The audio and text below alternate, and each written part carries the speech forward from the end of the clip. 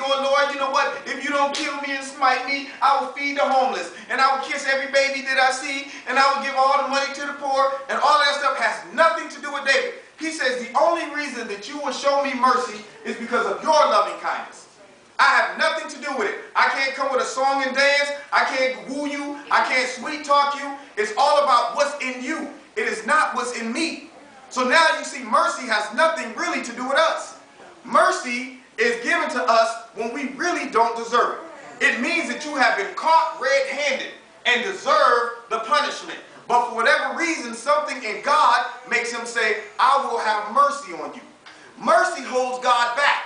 Mercy stays his arm when he should throw a blow. So mercy, without it, we are all consumed. If God let his mercy, withheld his mercy, we would all be consumed in here right now. Start with me. Just like that. So he says, Lord, have mercy upon me according to thy loving kindness. According to the multitude of thy tender mercies, blot out my transgressions. So he says, first of all, your mercy is great. There's a ton and ton and ton of your mercy. Sometimes you can do stuff that you don't even understand why God had mercy on you. You, in your finite mind, will go, man, I don't understand why he hasn't smoked me yet. There's some stuff that you go, man, I feel that I've exhausted God's mercy. But he's going, you have no idea how much mercy I really have. You're thinking, according to man's mind, we have limits on how much mercy we have. Let somebody harm a family member and see what happens. Some of y'all got children in here right now. If somebody harmed your child, mercy goes out the window, man. You will scratch it. You be all, I'm telling you, you will hurt somebody and really have a hard time even breaking down and saying, well, you know, they had enough. You like, no, they didn't. Keep it going.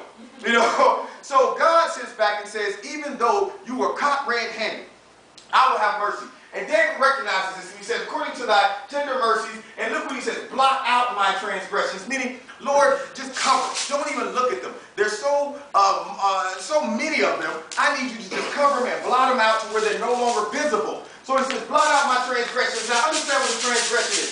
A transgression is a line drawn in the sand, but something about us want to sit back and do this right on that line. Human beings say, let me see how close I can get to the line.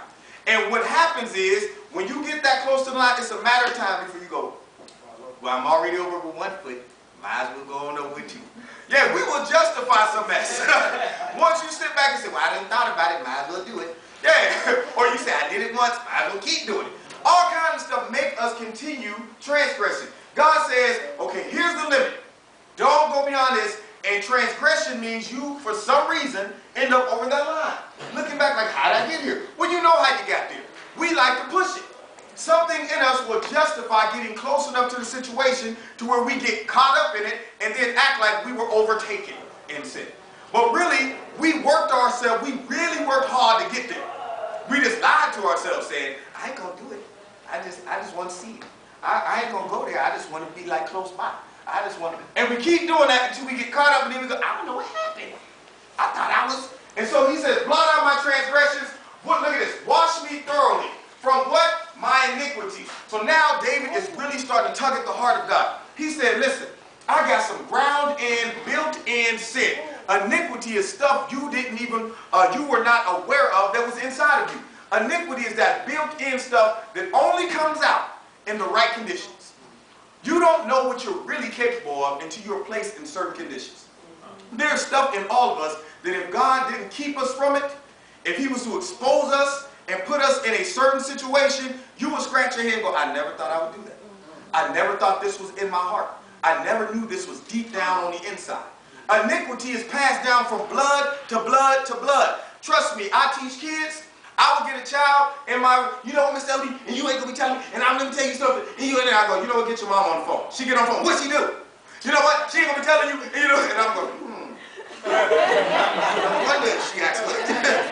Yeah, pass straight on down. My brother right now, he's an alcoholic and a drug addict. And he grew up without his real father in his life. And his father was an alcoholic and a drug addict. He don't know why something in him just was drawn to that. That sin can be passed down generation to generation. But when you know the Lord, those curses are broken. When you come into Christ, you are a new creation. Old things are passed away. And so God sets us free from iniquity that's passed down from bloodline to bloodline. However, Something in us, though, we have to watch and say, Lord, reveal that deep ground in stuff. Stuff that goes under the radar, like a nasty attitude. That's the type of stuff we overlook because it ain't out there. You ain't out there fornicating, you ain't out there smoking, drinking, and cussing. But the nasty attitude, how about this one? Unforgiveness, bitterness, envy, all that stuff that lies low, deep down on the inside where you like, I ain't got no problem. Everybody else got a problem. Pride, stuff like that. So he says, Lord, wash me thoroughly from my iniquity and cleanse me from my sin. Now check this out. He says, for I acknowledge my transgressions. If a person can't start there, they can never get in the presence of God. The first thing you must do when coming to the Lord is acknowledge that you have transgressed God. You cannot even repent without recognizing you need to. Every psychologist and psychiatrist, the first thing they would do is try to get you to say, what have I contributed to my situation? But guess what humans do? They lay right on that couch. You know what? When I was 7, my mama told me I was dumb and couldn't read. And then my daddy, he said I never amount to anything. And then when I went to school, everybody picked on me. And then this and that. And that's why I do what I do. And they will point the finger all day. And the psychiatrist has to make them start to focus on what's going on in here. What have you done? What changes can you make? Stop pointing the finger and point the thumb. Because before I came to the Lord, the first thing I did when a woman asked me, why haven't I given my life to Christ, is blamed everybody else. I said, it's because the Bible has been translated all these times, and I don't know what's real. And what about everybody else? And there's hypocrites in the church, and this and that, and preachers stealing the money, and all of that. I just came over and I had a list. You want to know why? I've been working on this for 22 years. Yeah, I had me a full-blown list of reasons why I haven't given my life to Christ. After I got done with that, she says, okay, now what's the real reason? I said, I can't come up with nothing else? I thought that was good. The list ain't no good. She said, no. I want the real reason. I said, it's because I don't want to stop doing the stuff I like to do. She said, now God can work with you because you're honest.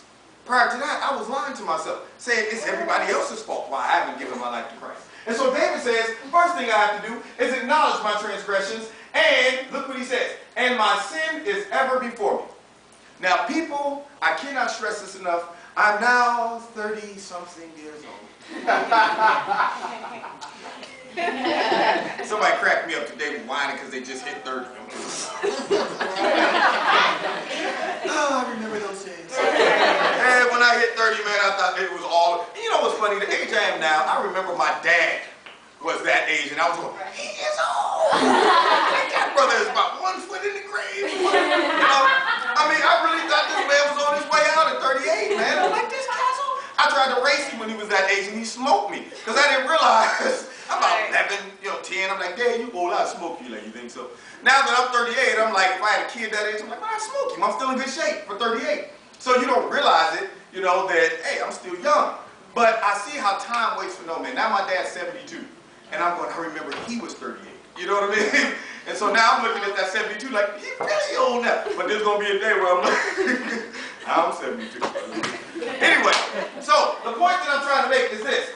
It says, my sin is ever before me. So here I am now. I'm 38 years old, and I'm proud of it. Now, yeah, I'm 38, okay? You wanted me to say it again, do you? Just making sure you know how. Yeah, so I'm 38 years old now, and I've lived probably half of my life thus far, if I'm lucky, if I'm blessed. Now, I'm 38, and I've not always made the best choices. And the worst thing is to sit back and evaluate some of your choices, and all you can do is just drop your head and grin. Trust me, the choices you make will come back and visit you someday. Now, they're under the blood, and you have to just press towards the mark. But don't believe that every once in a while, they might run across your eyes, and all you can do is just go, man, I wish I would have never did that.